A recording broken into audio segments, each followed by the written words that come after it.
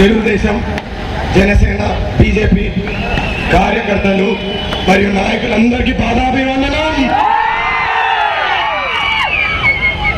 ఆనాడు ఈనాడు పెద్ద ఆయన వారసుడిగా ఆయన ఆశయాల కోసం విజయమ్మ ఆశీస్సులతో మీ ముందర ఆశీర్వాదం కోసం ఈరోజు మీకు ఒకటి చెప్తాం. ఆనాడు పాదయాత్ర 300 పైబడి కిలోమీటర్లు మీ అందరి సహకారంతో, పల్లె పల్లెకి రితీష్ అన్న అని మీ అందరి సహకారంతో ప్రతి పల్లె గ్రామ మరియు వార్డుకి అన్ని ఊళ్ళో తెలుసుకొని రైతన్న కష్ట నష్టాలు, పేదవాడి కష్ట నష్టాలు మరియు నిరుద్యోగం వల్ల నా సోదరులు సోదరుల కష్ట నష్టాలు తెలుసుకున్నా. మీ బాధ నా బాధ్యతగా మారింది. ఈరోజు మీ అందరూ మా కుటుంబం మీద నడిపించింది మా బలం మా బాధ్యతను మీ అందరూ మారాలని చెప్తున్నాను. ఈరోజు మీ అందరు చూస్తే బద్వేల్ పేరు కూడా ఈ వైసీపీ నాయకులు మార్చేశారు.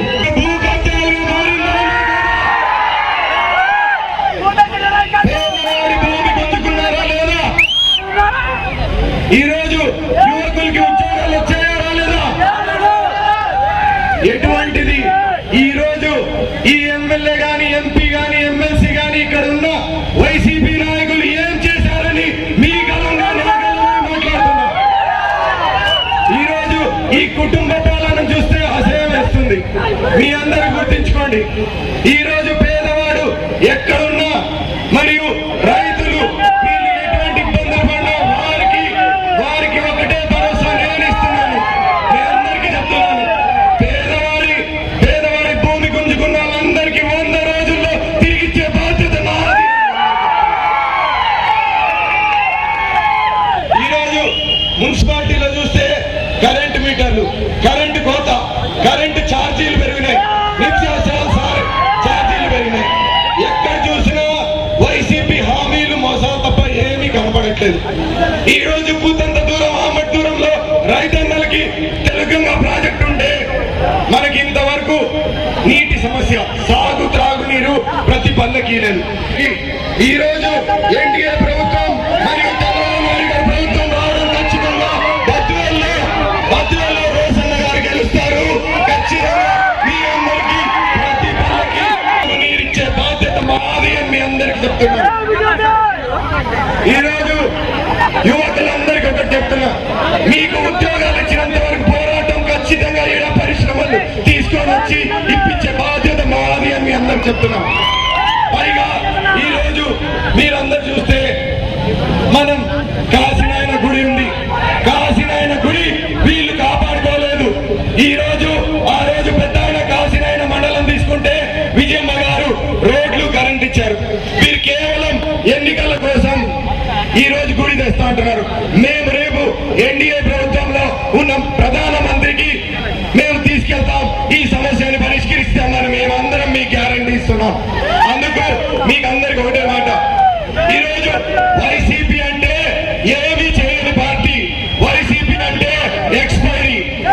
మీరు ఒకటే చెప్తున్నా, వైసీపీ అంటే ఎక్స్పైరీ. టీడీపీ నరేంద్ర మోడీ ప్రభుత్వం అంటే గ్యారంటీ. ఇంటికి గ్యారంటీ తీసుకొని వస్తారా, ఎక్స్పైరీ తీసుకొని వస్తారా? ఏది తీసుకొని వస్తారు? గ్యారంటీయా, ఎక్స్పైరీయా?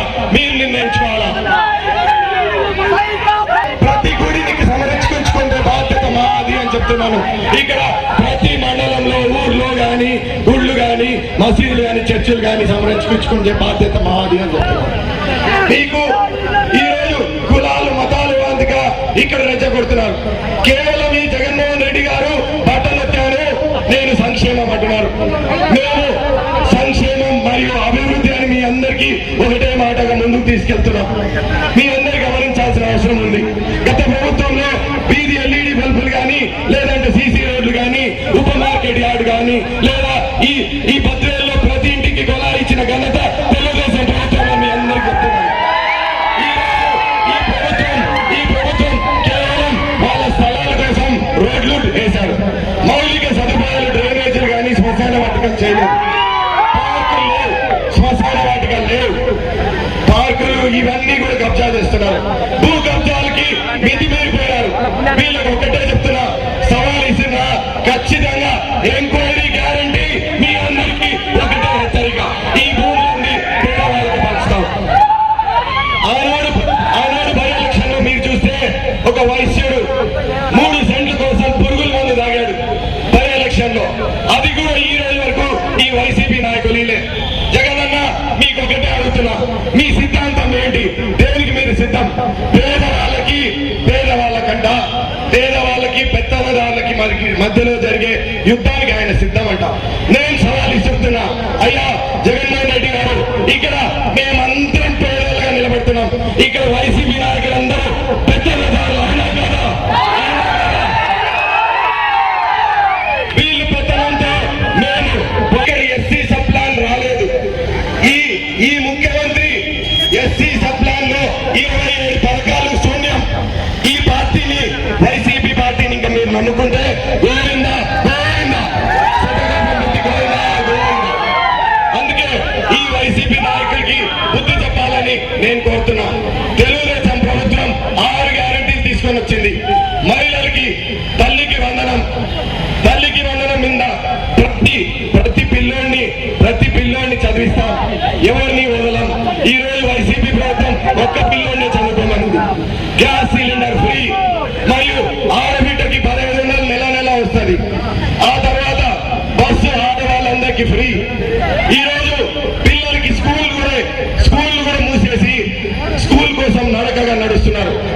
ఈ స్కూళ్ళ కోసం కూడా బస్సు సదుపాయం కలిగేయాలని నేను కోరుతున్నా. మరియు మీరు చూస్తే రైతులకి 20,000 రూపాయలు ఖచ్చితంగా నెల వాళ్ళకున్న అంతే సంవత్సరానికి తిరిగి ఇస్తారని మేము ఖచ్చితంగా గ్యారంటీగా చెప్తున్నాం. బీసీలకి ముస్లిం సోదరులకి 50 ఏళ్ళకే పెన్షన్ ఇప్పుడు 3,000 రూపాయలు ఉంటే 4,000 రూపాయలు ఇస్తాం. అందుకు మరియు బీసీ చట్టం. ఈ తర్వాత యువకులందరికీ యువగలం కింద 3,000 రూపాయలు మరియు 20 లక్షల ఉద్యోగాలు ఇస్తారని మీకు చెప్తున్నా. సభాముఖంగా ఒక్కటే చెప్తున్నా, ఈ రోజు మీరు కమలం గుర్తుకి ఓటే సాయం చేయమని మీ అందరినీ కోరుకుంటున్నా. ఇక్కడ రెండు పథకాలు నరేంద్ర మోడీ గారి పథకం మరియు తెలుగుదేశం గ్యారంటీలు ఖచ్చితంగా మీ ఇంటికి వస్తాయని నేను హామీ ఇస్తున్నాను. మరియు ఇక్కడ ఎంపీ అభ్యర్థిగా సైకిల్ గుర్తుకు ఓటేసి రెడ్డి గారిని గెలిపించాలి, ఆశీర్వదించాలని నేను కోరుకుంటున్నా. మీ అందరికి ఒకటే చెప్తున్నా, ఈ రోజు రాజకీయాలు మారాయి, ప్రజలు కూడా మారారు. వచ్చే కొద్ది రోజులు గంటలు అందరూ కార్యకర్తలు మరియు నాయకులు సైనికులాగా పోరాటం చేసి ఈ రోజు మీ కష్టం, ఇంత కష్టం ప్రజలు కూడా గమనించాల్సిన అవసరం ఉంది. మీకోసం 5 సంవత్సరాలుగా పోరాడుతున్నాం. రైతు పోరాటం, ఓటర్లకు మీటర్ వద్దనేసి పోరాటం చేశాం. ప్రతి దాంట్లో పాదయాత్రలో మా నాయకుడు లోకేష్ బాబు ఈ రోజు యుద్ధపూర్వంగా త్రాగునీరు ప్రతి ఇంటికి, ప్రతి రైతన్నకి ఇప్పించే బాధ్యత మాది అని చెప్పాం. ప్రతి పేదవాడికి, పేదవాడికి సాగు మరియు ఇళ్ల స్థలాలు ఇప్పించే బాధ్యత మాది అని మీ అందరికి చెప్తున్నాను సభాపూర్వంగా. ఆ తర్వాత మౌలిక సదుపాయాలు, రోడ్లు, డ్రైనేజీలు, ఇళ్ల స్థలాలతో పాటు ప్రతి పేదవాడికి ఇప్పించే బాధ్యత నాది అని చెప్తున్నాను. ప్రభుత్వం వచ్చిన 100 రోజుల్లో మీ ఇంటికి మేము వస్తాం, మేము వచ్చి మీకు ఇప్పించే బాధ్యత నాది. ఈ తర్వాత యువకులందరికీ ఒకటే పిలుపు, మీరందరూ కష్టపడండి. మేము మీ గలం కోసం ఇక్కడ పరిశ్రమలు తీసుకొని వస్తాం.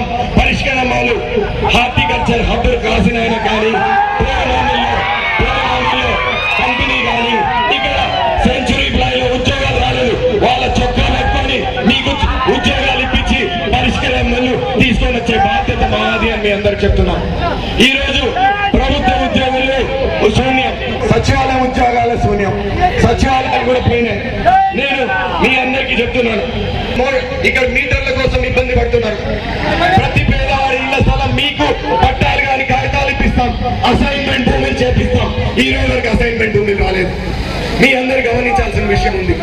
మరియు ఎవరు ఒక్కడ కష్టపడినా ఆ కష్టంలో మీకు తోడుబాటుగా నేనుంటానని మీ అందరికీ సభాపూర్వంగా హామీస్తున్నాను. అందుకే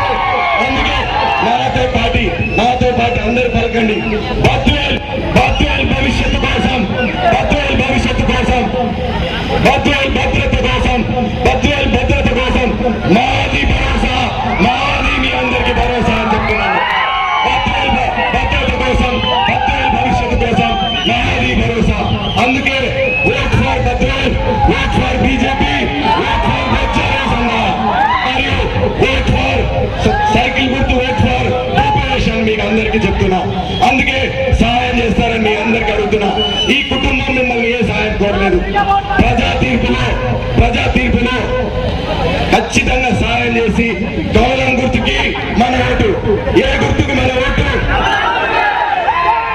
నా ఓటు వినండి, నా ఓటు కమలంకి, ఎమ్మెల్యేకి కమలంకి, ఎంపీకి సైకిల్కి. మరి మీ ఓటు ఎమ్మెల్యేకి, ఎంపీకి. అందుకే మీ అందరికీ చెప్తున్నా, దయచేసి ర్యాలీగా వెళ్దాం. ప్రతి పేదవాడికి ఇంటింటికి వెళ్ళి ప్రజలందరికీ కష్టాలు అన్ని వివరిస్తాం. ఈ వైసీపీ వాళ్ళందరినీ ఇంటికి పంపిస్తారు, అవునా కాదా? ఇంటికి పంపించాల్సిన బాధ్యత మనందరికీ ఉంది. దయచేసి మీరు, మీ కుటుంబ సభ్యులు, మీ మిత్రులు అందరూ ఖచ్చితంగా ఓటేపియాలా, వేపియాలా, మీరు వేసి వేపియాలా. అందుకే ఖచ్చితంగా ఈ వచ్చే రోజులందరి ఓటేపిస్తారని అందరికీ చేస్తున్నా.